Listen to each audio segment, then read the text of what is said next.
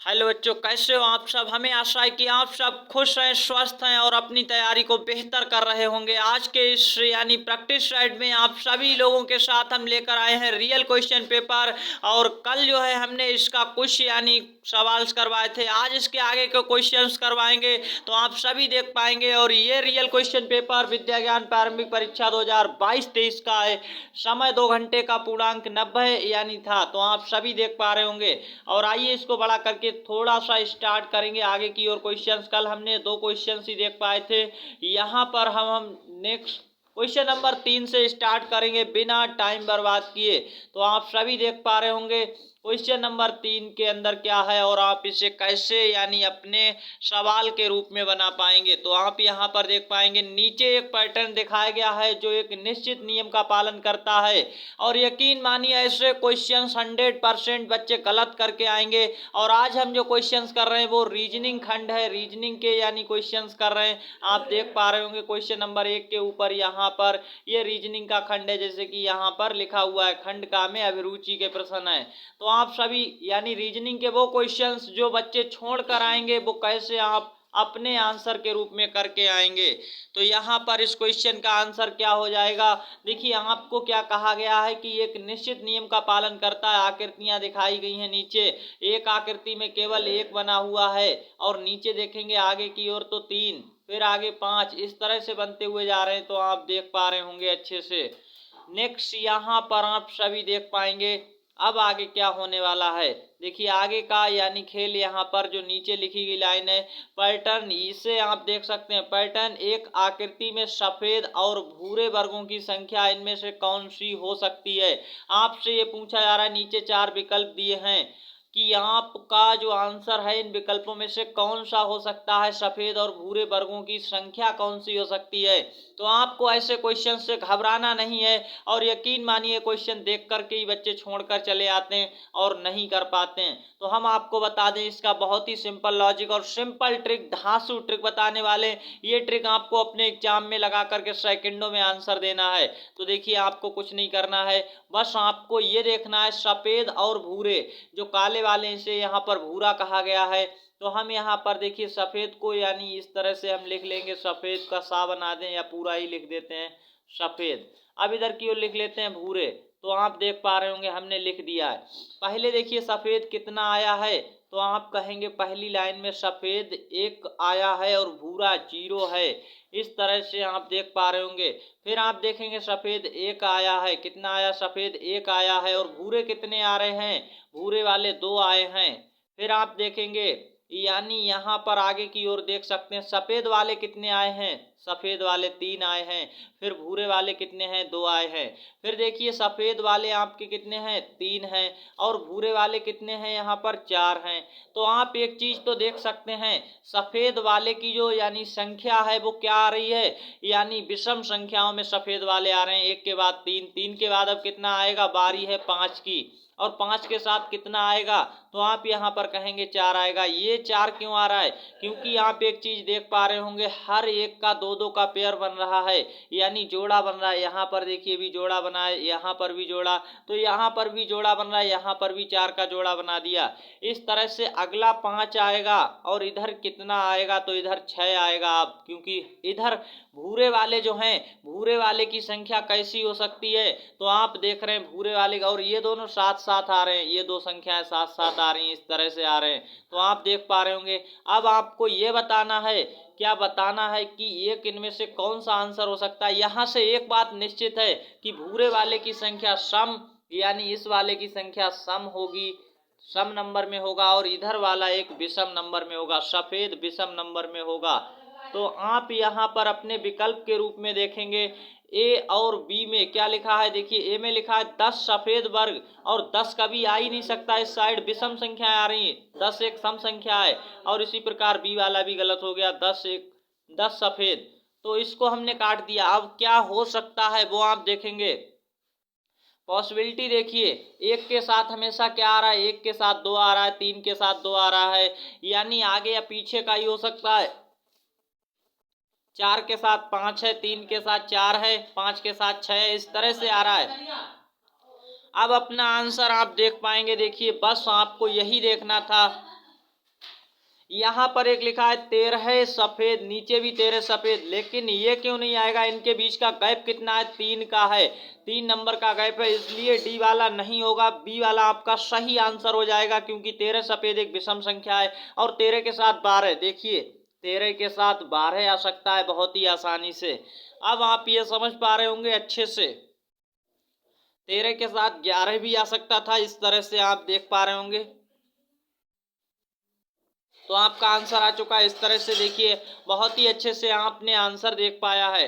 13 और 12 भूरे वर्ग, बी ये सी विकल्प आपका एकदम राइट आंसर है यहाँ पर। नेक्स्ट क्वेश्चन, और ये क्वेश्चन सबसे टिपिकल क्वेश्चनों में से एक था जो वो यानी देखते ही छोड़ देते हैं बच्चे। तो अब आप देख पाए कि यहाँ पर सम और विषम का कॉन्सेप्ट लगाकर बहुत आसानी से बनाया जा सकता है। तो ऐसे क्वेश्चंस को आप 1 सेकंड में अब कर पाएंगे। अगर ऐसा क्वेश्चंस आता है, ऐसा ही क्वेश्चंस आपको देखने को मिलने वाला है, कुछ इसी क्रम में इसी तरह के आंसर्स फिर से सेट किए जाएंगे। तो यहाँ पर देखिए सम और विषम पर आधारित कॉन्सेप्ट है। सफेद वाला हमेशा एक विषम नंबर में आ रहा है, एक के बाद देख सकते हैं यहाँ पर कितना आया है, 3 3 आ रहा है, फिर यहाँ पर 5 5 आएगा, 5 5 के बाद 7 7 9 9 11 11 13 13। तो यहाँ पर 10 वाला तो आ ही नहीं रहा था, तो इसलिए हमारा ये 2 ऑप्शन गलत हैं। अब 13 13 आ सकता है, लेकिन उसके साथ जो संख्या आती, देखिए 1 के साथ हमेशा 2, 3 के साथ 2, इस तरह से 3 के साथ 4, तो आसपास की संख्याएं होनी चाहिए, इतना बड़ा गैप नहीं चलेगा जैसे 13 और 16 में। तो आंसर सी, ऐसे आप सेकंडों में आंसर कर पाएंगे। नेक्स्ट क्वेश्चन की ओर चलते हैं। क्वेश्चन संख्या 4 आपकी स्क्रीन पर आ चुका है। मोगली ईंट जैसे दिखने वाले खिलौने से खेल रही है। आप देख पा रहे होंगे यहाँ पर ये खिलौने ही रखे हैं ढेर सारे, और ऐसे क्वेश्चंस आप देख पा रहे हैं, ईंट जैसा खिलौना दिख रहा है, ये ढेर सारे खिलौने यहाँ पर रखे हुए थे। अब आपको यहाँ पर आंसर देना क्या है? तो यहाँ पर जो उसके खिलौने हैं उससे उसने कुछ बनाया है, देख सकते हैं, उसने नीचे दिखाया गया ढांचा बनाया। ईंट जैसे रखने वाले खिलौने से जो खेलने वाला खिलौना था उसे देखना है। ऊपर देखिए दिखाए गए हैं, अब देख करके ढांचा दिखाया गया, नीचे एक बनाया हुआ ढांचा। आपसे क्या कहा गया प्रश्न में? ऊपर से देखने पर कैसा दिखेगा? मान लीजिए कि ये नीचे रखा हो और आप ऊपर छत से देखें, ऊंचाई से, अगर यहाँ कहीं पर आप खड़े होकर के देखें इसे, तो आपको ये कैसा दिखाई पड़ेगा, ये आपसे पूछा जा रहा है। तो आपको हम बता दें, यहाँ पर एक चीज आप देख पा रहे होंगे, इस साइड की और इस तरह से बना हुआ है। ये वाली चीज आपको एकदम इस तरह की दिखेगी, सीधी सीधी। जब आप ऊपर से देखेंगे तब, अगर आप यहाँ से देखते हैं ऊपर से, तब आपको ये सीधा सीधा दिखाई पड़ेगा, और इस साइड वाली जो यानी लाइन है वो भी सीधी दिखाई पड़ेगी। अब आपका आंसर कौन सा होगा ये आपको ढूंढना है। तो यहाँ पर आप एक चीज देखेंगे, वो क्या है?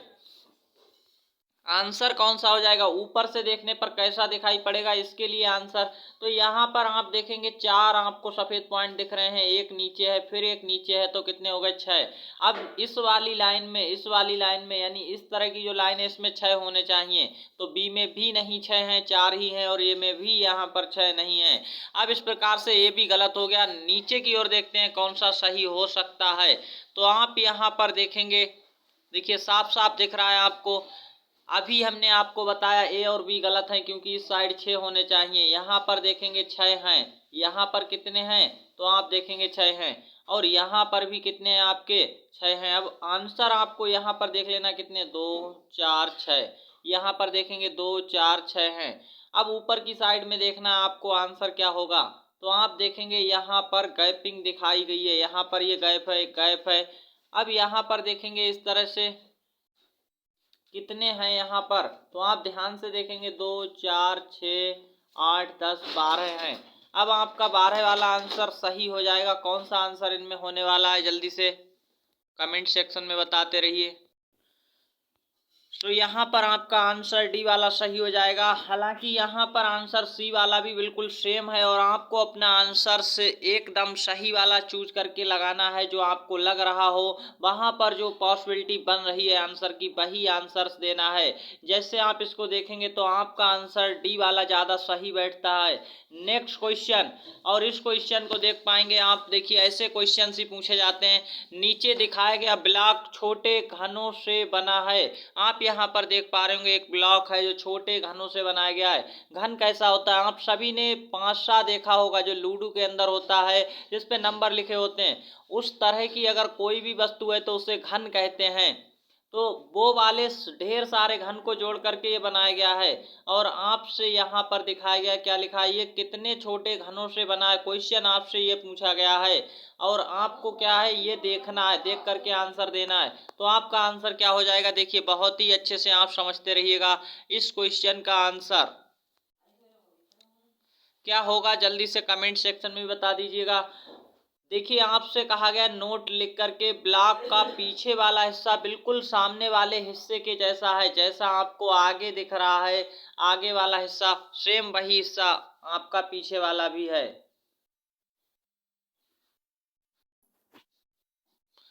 इस क्वेश्चन का आंसर आप कैसे दे पाएंगे देख लीजिएगा। यहाँ पर आप एक चीज काउंटिंग करेंगे, 1 2 3, इस तरह से 3 और 3, तो यहाँ पर 9 है एक साइड में। और ऐसी कितनी साइड लगाई गई आप ध्यान से इसको देखिए तो आप समझ पाएंगे। यहाँ पर देखिए कितनी साइड है।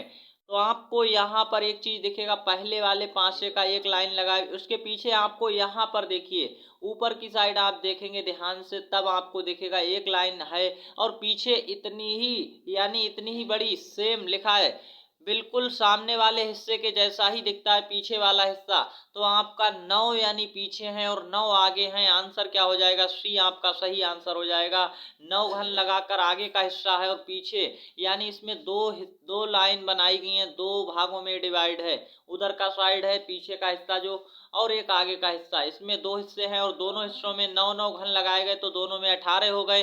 तो आपका यहाँ पर कितने घन है छोटे, 18 सही आंसर आ चुका है। ऐसे क्वेश्चंस में गलती मत करिएगा। नेक्स्ट क्वेश्चन आपसे पूछा है गौतम 1 घंटे में एक को पत्र टाइप कर सकता है, यदि वह अपनी टाइपिंग की गति को दोगुना कर देता है तो उसी पत्र को कितने समय में टाइप कर पाएगा। यहाँ पर आप एक चीज ध्यान रखिएगा, कभी भी ऐसा क्वेश्चन आए जबकि यहाँ पर देखिए पहले समय 1 घंटे लग रहा था और पत्र कितना टाइप कर रहा था, एक पत्र ही तो टाइप कर रहा था। तो आप एक चीज नोट करिए, अभी उसकी जो कार्य करने की गति है वो क्या है, 1 घंटे में एक पत्र की।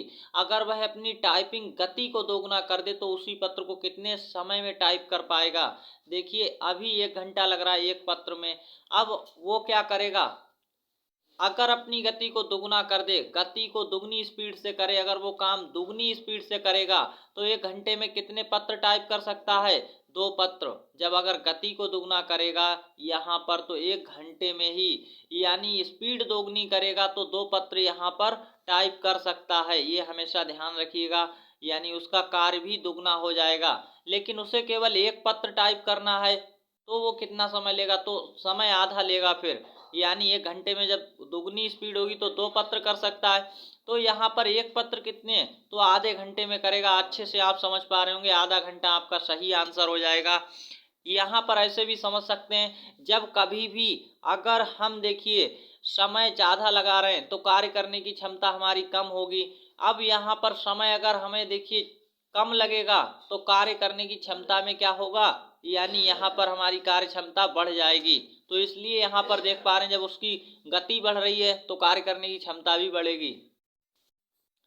इस प्रकार से आप इससे तो बहुत ही आसानी से बना सकते थे टाइपिंग वाले को, यानी जब उसकी टाइपिंग की गति ही दोगुनी हो जाएगी, वो 1 मिनट में जो एक काम कर रहा था वो 1 मिनट में 2 काम कर सकता है, यानी 1 घंटे में 1 पत्र टाइप करता था अब 1 घंटे में 2 पत्र कर सकता है। और आपसे ये पूछा है अगर वो गति को दुगना कर दे तो उसी पत्र को कितने में, तो आधा घंटा समय लेकर के टाइप कर देगा।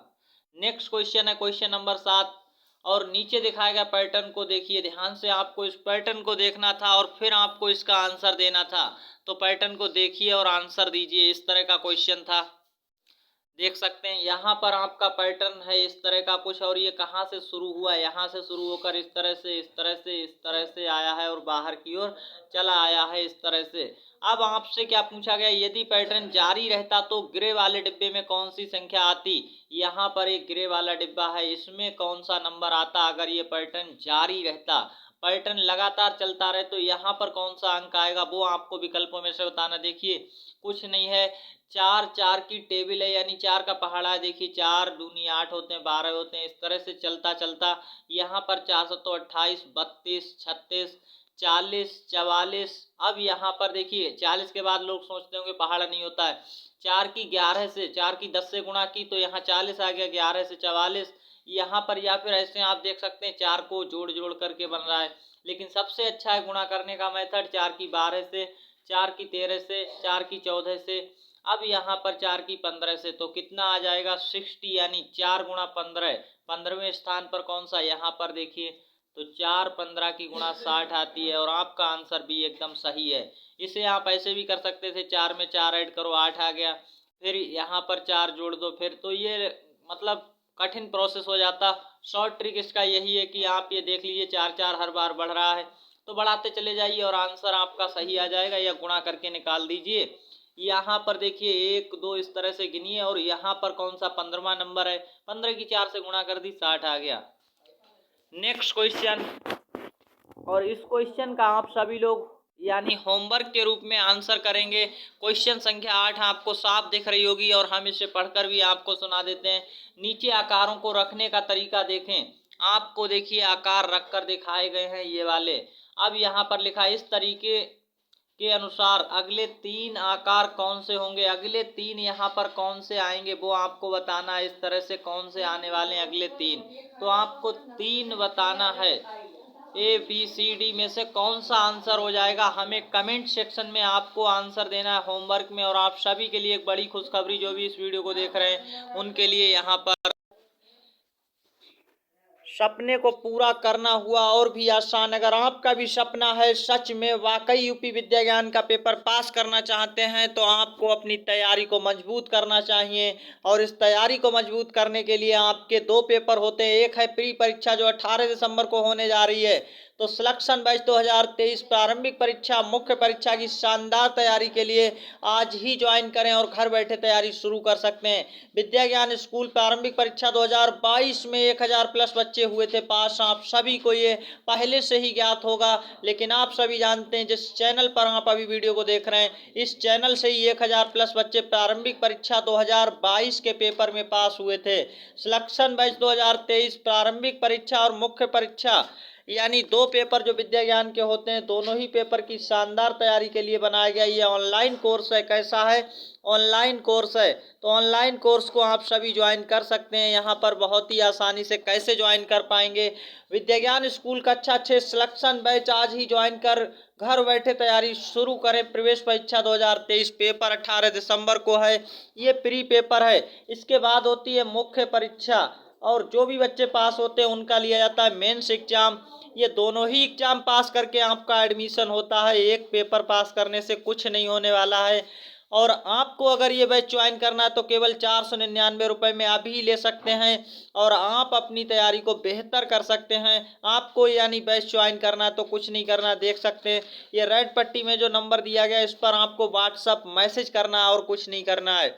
अब आपको ये ध्यान रखना अगर ज्वाइन करना है तो आपको केवल व्हाट्सअप मैसेज करना है और इसके लिए आपको ऑनलाइन पेमेंट्स करना है 499 रुपये का। नेक्स्ट आपको इसमें क्या क्या मिलेगा ये जरूर जान लीजिएगा। पिछले 2 सालों का रियल क्वेश्चन पेपर और प्रैक्टिस सेट मिलेगा, OMR शीट, ये सारा कुछ। सबसे खास बात है 200 प्लस वीडियो क्लास दी जाएंगी आपको। ये वीडियो क्लास आप किसी भी समय देख सकते हैं अपने फ़ोन में, तो वीडियो क्लास 200 प्लस यहाँ पर मिलेंगी। और ये कब तक रहेगा, जब तक आपके दोनों ही पेपर नहीं हो जाते हैं। 499 रुपये ही लिया जा रहा है। अब यहाँ पर PDF भी आपको दी जा रही है, निजी प्लेलिस्ट द्वारा आपको वीडियो क्लास दी जाएगी बेहतर और शानदार कंटेंट के साथ।